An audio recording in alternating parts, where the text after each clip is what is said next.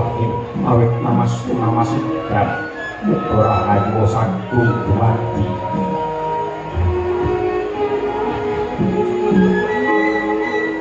Rantak-rantak sebelah sorong sanggar Tahong Dumadi Brangi Padhan lain Ngabit Gunung Temah Tumawung Sorot Kondayun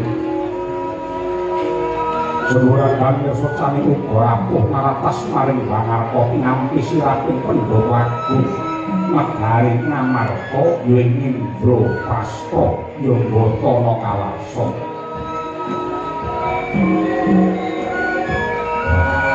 Sandrane Kraton Ngamarko Koy Ketaman Bodro Irawan Bodro Rembulan Irawan Pendhuk Soroking rembulan ingkang katutup dinding iku setengah andayane surem ingkang mapan wonten ing Pendhuk Wagung Negari Indro Para Hasta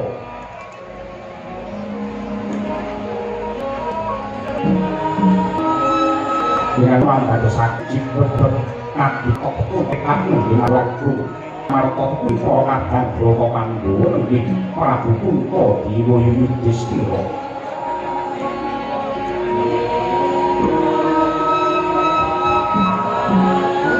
Mayana tanggaping sasringgih rayi panggak Pandhawa saking Jodipati Pradewa Udara Arya Sima Sidra Sumiwa mringarsani Sang Nata Datang wonten pasidaning panengah Pandhawa sapring madu kala inggih Dyah Arjuna Raden Janaka. Ing jawian der pasidaning para nayaka jejer priya kadang jepit menggaya pangkoso oleh kakaikan sambetanan iki. Dengan pimpinan demi satya kembar kemanikan wija saking sawujajar lahir kanthi prakura miwah Sadiwa.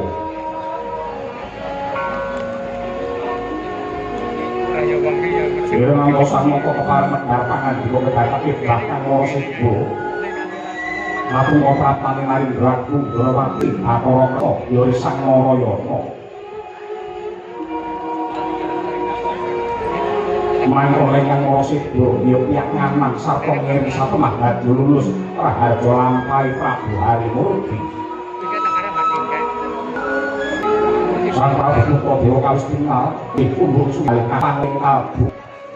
Daya-daya manembra rawuh ingkang Raka Ndarawati ya ing acara lenggah pinaringan pakotan sakmurti. Mangkono yo kawijil pangandikane Sang Nata mangkono ta kasingsan.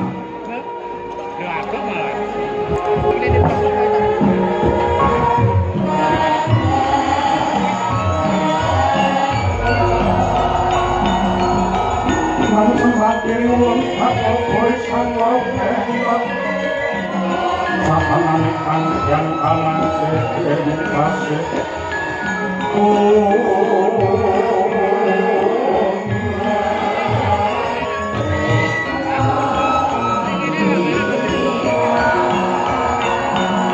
Awek buko sana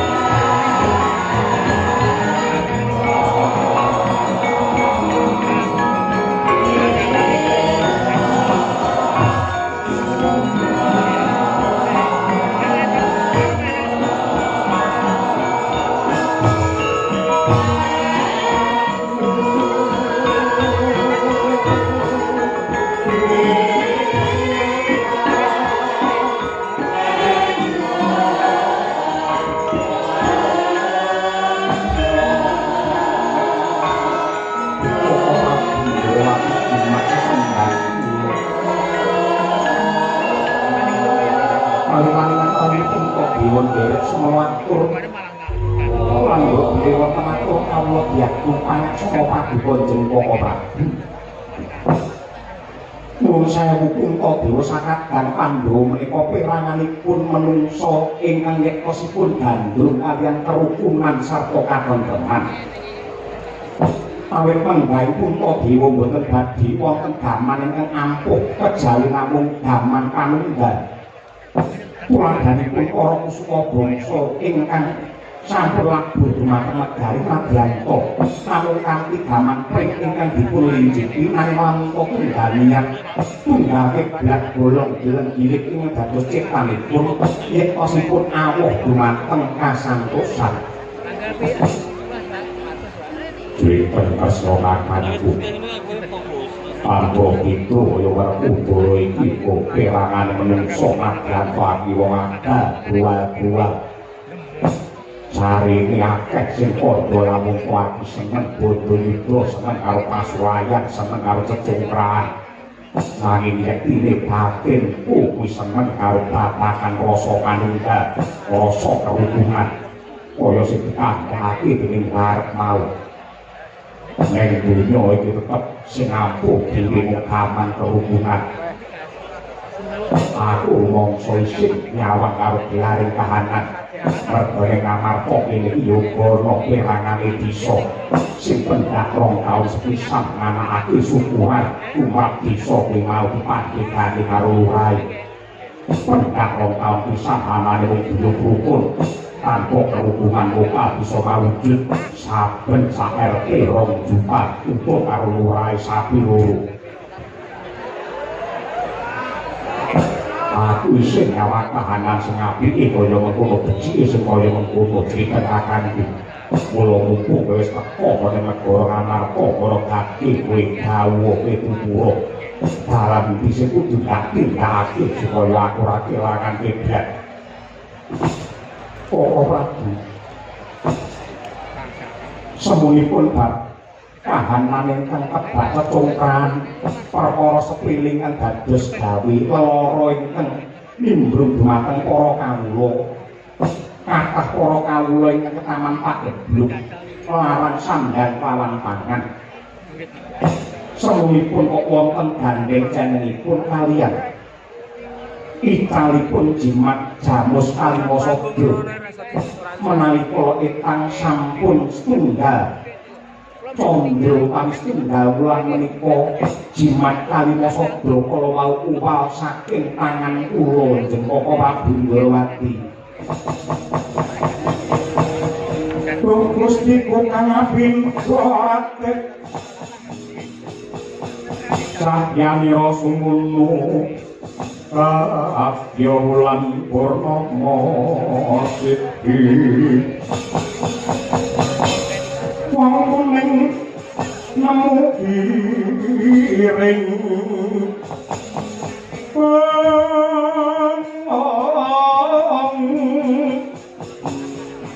Duk cireng sun paringa pusaka pun kakang Wara asmara esemira lir kebyaring apik sakat diwobato ya sakat nang semua jenggara kaos sing manah kula Yayi Puntadewa semunipun leres dados sabda utama paduka bilih Ruhara prahara ingkang nimbrung wonten negari Ngamarta menika wonten sambung rapetipun. Kaliyan icalipun pustaka jimat Kalimasada ingkang katewa menika minangka dasar negari pakeming praja lan gondhenganipun para kawula. Monggo menungsa menika lamun kepengkok lakon ingkang awrat kepepet dumateng lampan ingkang peteng boten wonten ingkang kedadipun sambat sebeti kejawi namung Gusti ingkang akarya jagat mila saking menika ya. Monggo sedaya ingkang wonten mriki kula dherekaken nyambung raos kaliyan Gusti ingkang Maha Kuwasa nyuwun pitebak kaliyan Hyang Agung. Boyo wonten pundi icalipun jimat Jamus Kalimasada pun kakang percaya. Pun kakang dikaya lamun Kalimasada sampun langsung wonten regeman asta paduka sarta kahanan ingkang tentrem menika dados dinten. kahanan kebatan andamen kok wontenipun namung bagya lan mundha. Pramila monggo sedaya kalian kapitalanipun piyambak-piyambak, anut kalian kapercayaanipun piyambak-piyambak. Nyambung raos kalian Gusti ingkang Maha Kuwasa mugi-mugi wonten trontong padhang boyo wonten pundi calipun kalimasa sedaya. Sing gopo malun Melen jasang apeke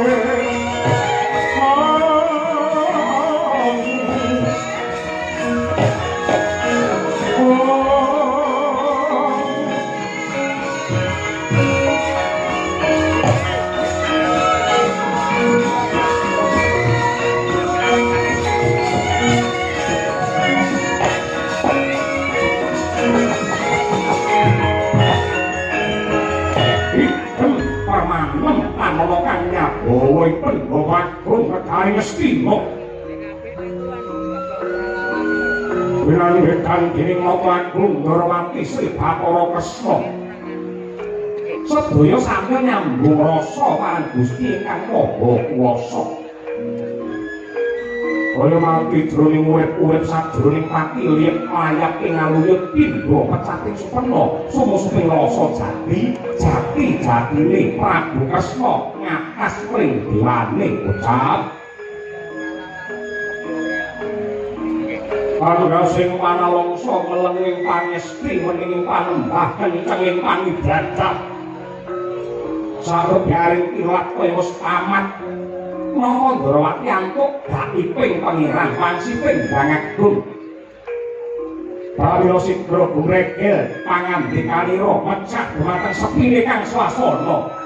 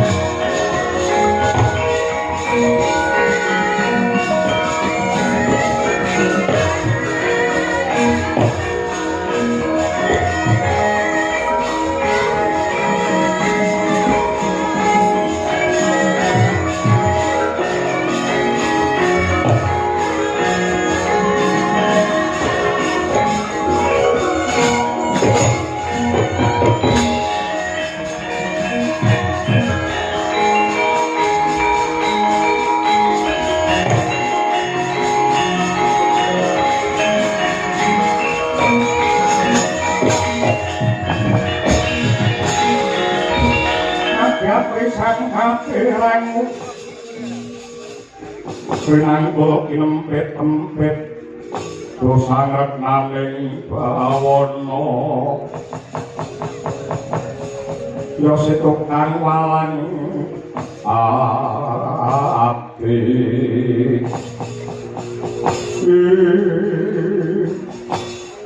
Koko Prabu Ndrawati Nggih sampun jukaran nggihipun mangsah semedi kula pitados meski kemawon paduka sampun pikantuk pangsiting Bathara monggo klapuri paring dawuh baya wonten pundi cali kalimasa Koko Prabu Kyai Arjuna wonten bali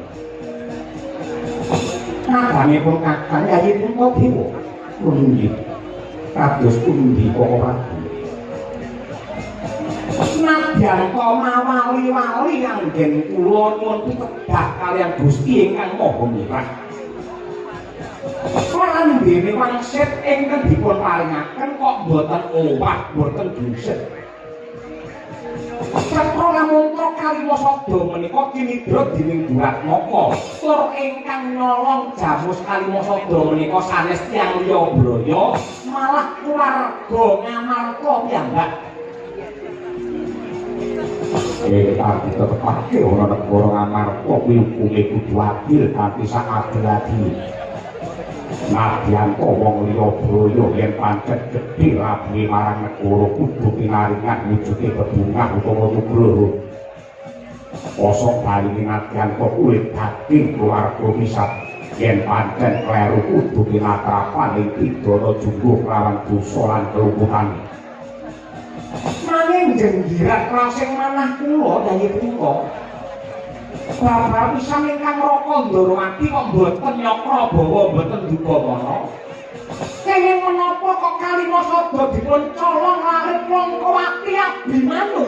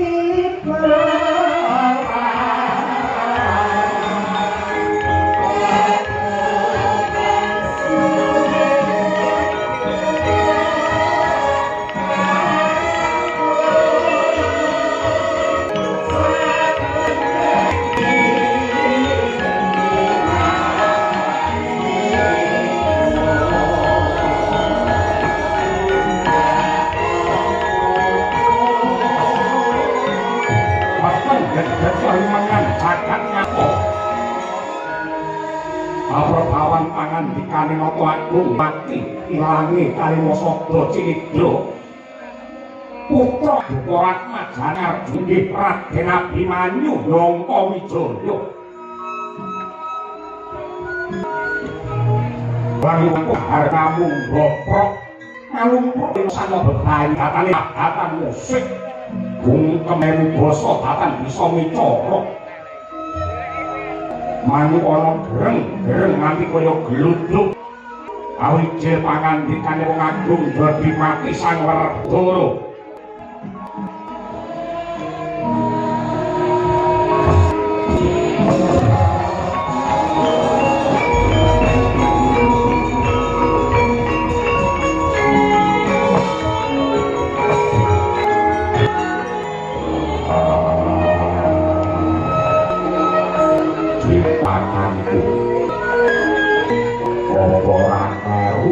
wansip saka dewa sing wong kaya ora tunawar lamun kok anakku Langkawati Abimanyu tumindak cidra kaya manggung aku wentak Langka Wijaya wiwit aku sapa karo watak lampu tak lakon lagiane kae bocah prasaja kae bocah jujur ora memper lamun kok orang koko nyalong anane Kalimasada. Werkudara, opo? Gunung Murkai Goro jeruk kena dijajaki bali akine menungso sapa sing ngerti. Wong jaman sing wis maju kaya ngene iki siadi kudu waspada, kudu teliti lan ngati-ati nyawang karo gelare kahanan. Apa Abimanyu kaya bocah jujur, kaya bocah kendel, bocah meneng, bocah lugu. Ning atine Abimanyu kepiye apa Yayi Werkudara ngerti? Sing ngerti rasane menungso ya mung wong nyawang akeh klerune lamun ngelebake. Mergo Ndarawati ki ana. Ndarawati ki ana. Bocah nom sandangan iki sawet Bathara. Rimawi sabane papan panembah, sabane papan panibadah. Saben-saben nindakake panembah mesti mapan ana papan panembah. Limang wanci ora keri, mesti ana ing masjid. Glegeken wae ucap alhamdulillah, ning ucap bareng sepiwa nolong kok amal. Ojo gampang percaya karo lagake manungsa. Malah kalau sama itu nyuruh besok cuma Yayi Puntadewa. Kok Abimanyu angge pakrap ing Sekaten mbok menawi wonten bab ingkang sinambian kalisipun Yayi Puntadewa Langka Wijaya.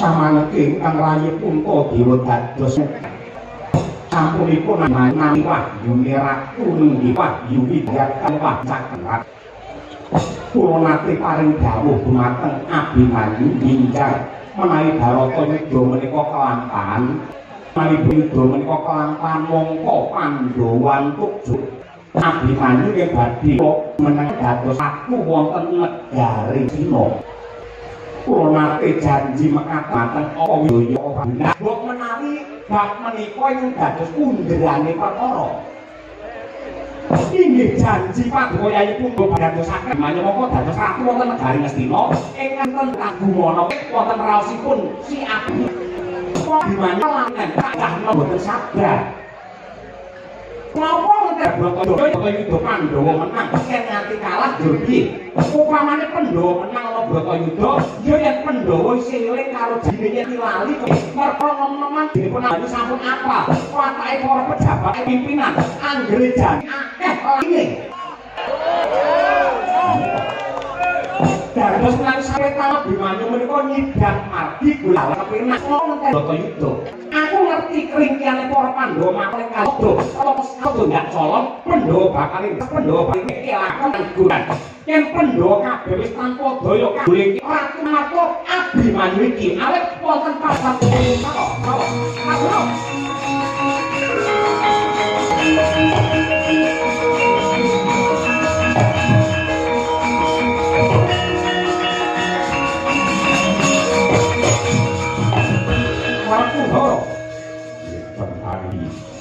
menandingan Arjuna Kuya Pandhawa jujuk mring kula karo Abi iki negara hukum ora kena tumindak sakdurunge dhewe yen nanti ana apa-apa tumrape Abimanyu lan Janaka demung bae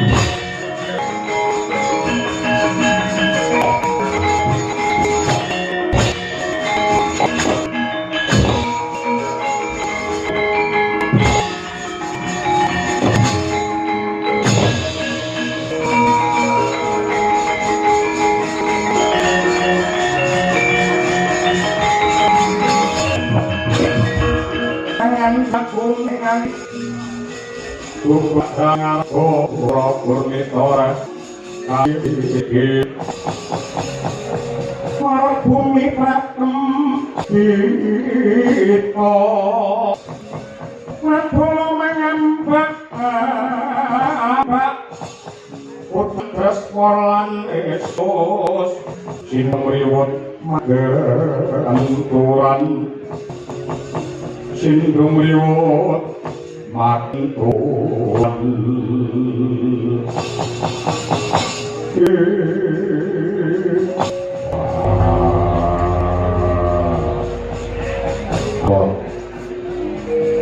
Kawula nuwun wonten ing apoyan pangabekti kula unjuk Rama Kyai Yudimati Takom kawula dimawani Kyai Kancan aja kendhi kepoaken ana ingkang dipun kersakaken melu aku ing kuwati perluipun kok Kanjeng Rama aku abang dosa kalupatanipun ani menapa Aningara maksud kaliwasa omben nanging Abimanyu lari julaso apa nemu padha karo kuwi sing dawamu iki ing aribasan Kanjeng Rama rasa-rasa kan bupak Prabowo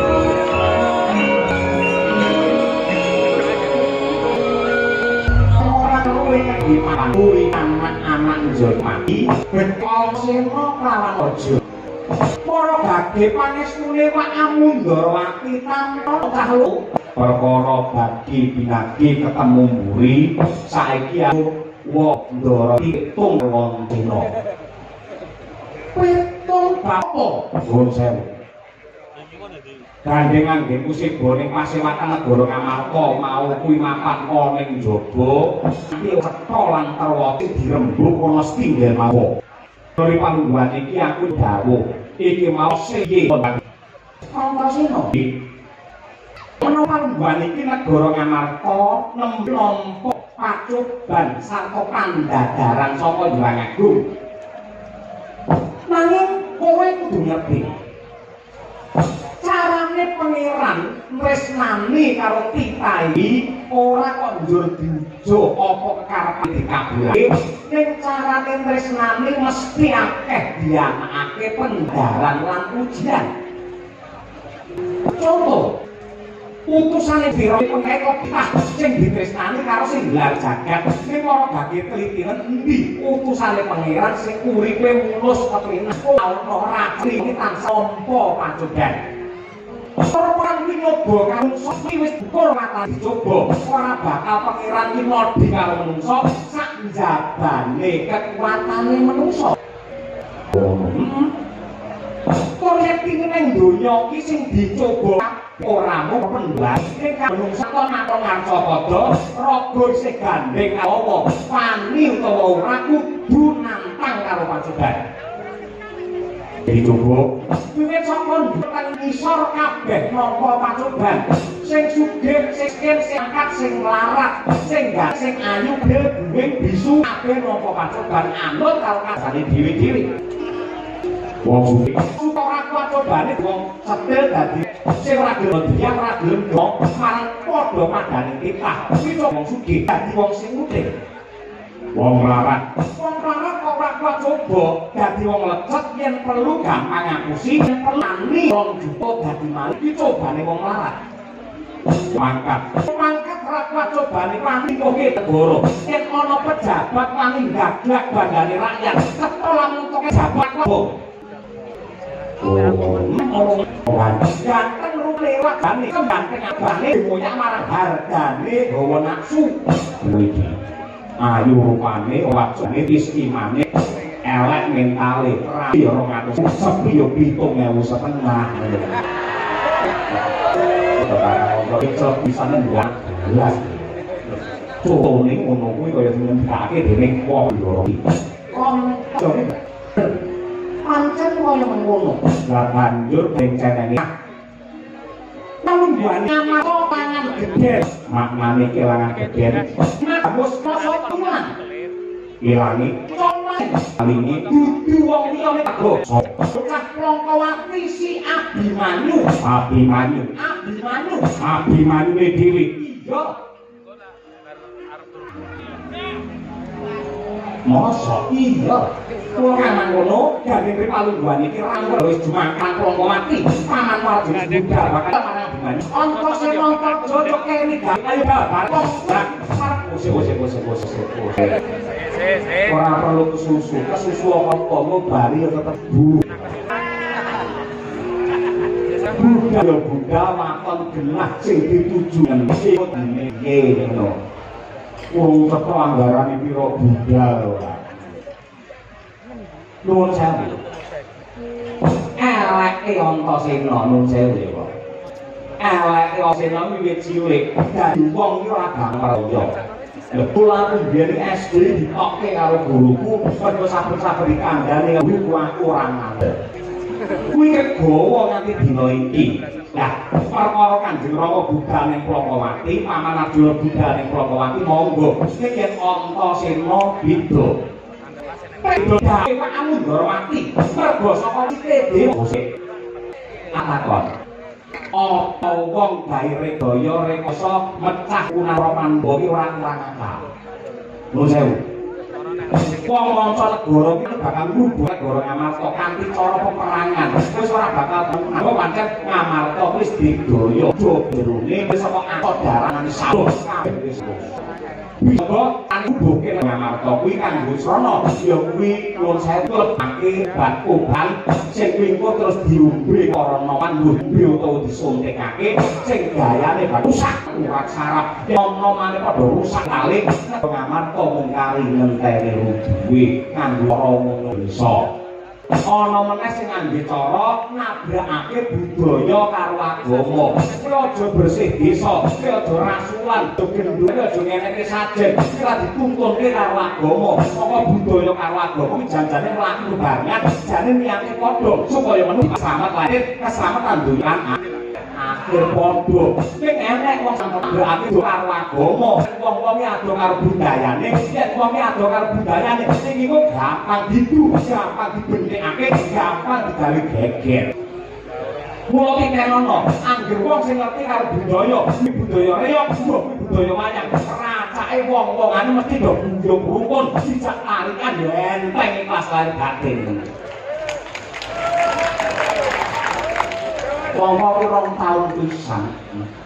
Danyang iki nek kandhane aku bare itu bocoran. Senengane siji wayang loro riya. Tur yen dalan-dalan aja nganti rapi dan iki loro. Nuwun iki mau wayang antuk wangsit saka para-para. Nuwun sewu lamun kok apike le wayangan aja ro pisan iki rong pisan.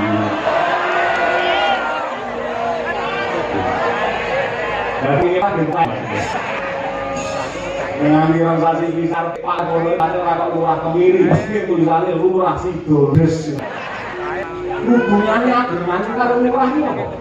Jadi balik lagi itu bakal nah, ana uga sing nganggo cara tak kerukunane para Pandhawa anak-anake Drepaka, Ewa-rewa, Dandan, Macak, Radorwati. Pertusan kakek wong macak wayang Dandan Ratu Ndorowati mikmah karo Abi sing kalima sabda satemah para Pandhawa bakal mateni marang Si Abimanyu antarane Pandhawa anak-anake keluargane ora rukun ngangge tangga kuwi ya bisa duwe negara kok. Yen kok kasih ratu palsu yen Ndorowati langsung yayine sabar. Aku langsung buka berbuka weton aku ngene. Wes. Nyata riyan kulo.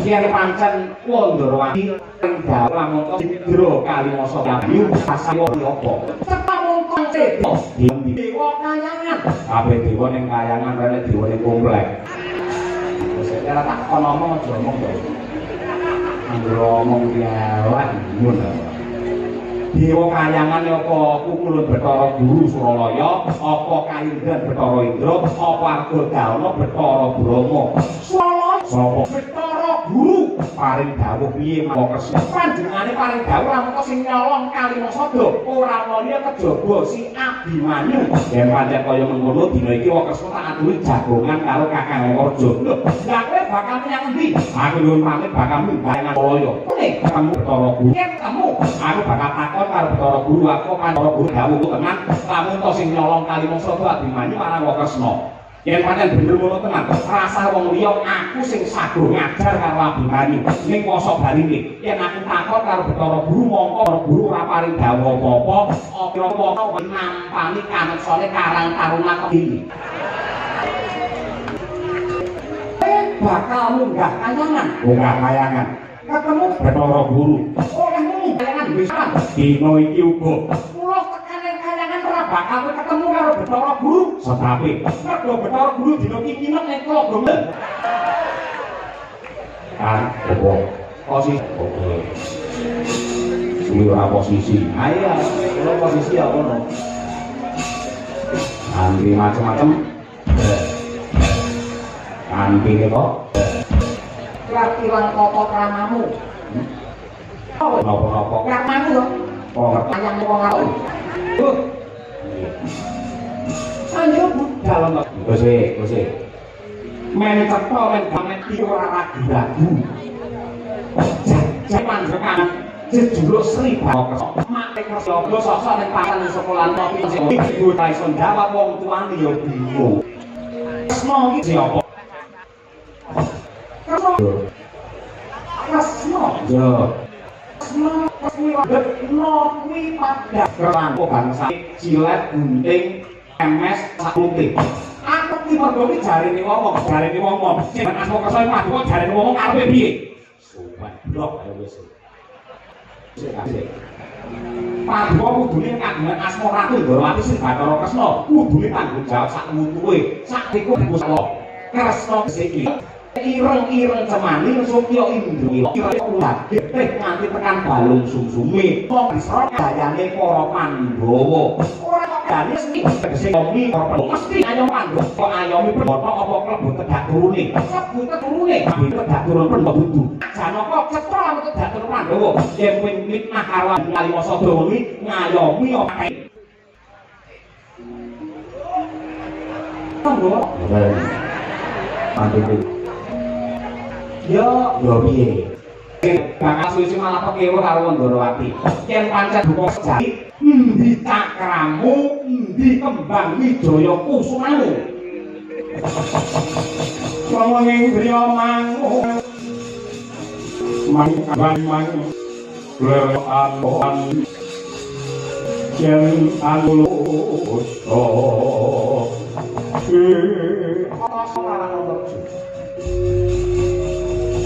yen pun Ndorowati nate Prabu ora dadi pati. Menungso kuwi ora sampurna kagungan ali dosa ali coklawan pino. Saka sumenkane pun Ndorowati praktana negara dadakan kok eri nek Ndorowati. Ayo aja meneh iki. Sakalane.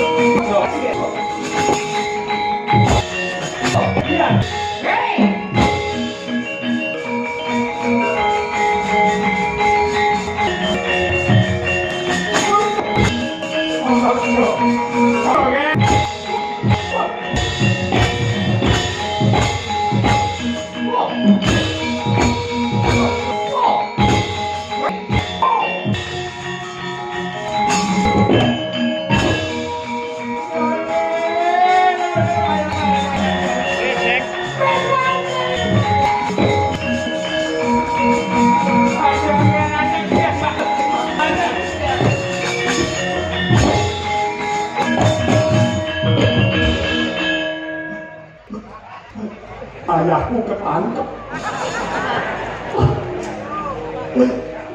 Lapangku bakal pisan. Sopo ora ngompo katane.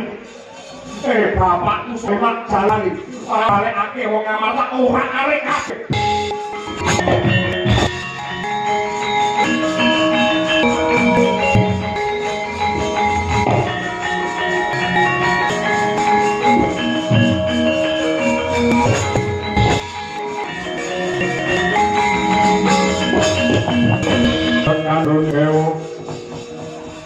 Mangkolan pedangipun angkaman bojo patih ngamalka dasar nyata Bambang Haswa Suta Utama Haswa pijaran Suta ki anak utama ki apik ki anak Prabu bapak jaluk balak kundur masuk kowe tak lene coran bapakmu enteng-enteng 20 tahun yen pancen kowe tresna karo pakmu kowe bahaya kali ngawisno dahan ngakmu apa unjukan senengane pakmu ora ewa dimenan dong ngarep aku pentok paradiran bagi pacaran ini bolak-balik wong tok wong brono ngaku kiasa yen ampun gati istiwa kajen ya pakmu aku jaluk urungake bareng karo jetik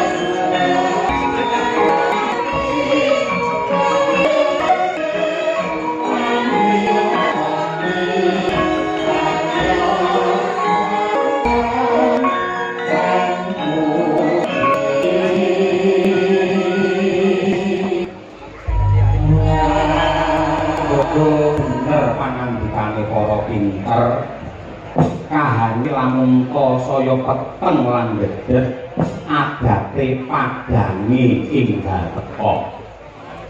Asena mung bisa nyuwun marang kurban Hyang Agung muga lakon sing ora nimbrung ana negara Ngamarta muga entuk usada merga ana paribasan.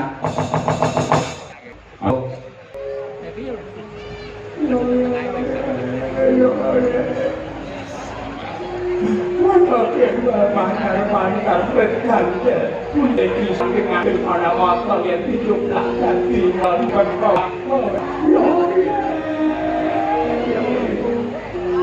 irung gajah jenenge lali dirembukan jenenge mau wedok bengi jenenge keong pendhita mangelan dari kajen oh burung lele lapor sase dianakake panggebekan TKP apa tempat kejadian perkara terus Certowi lan Pawarana sing nimburaku Ndorowati mitnah kelawan Abimanyu simbah Durna iki lho mlebu ning kantorku diajar tenan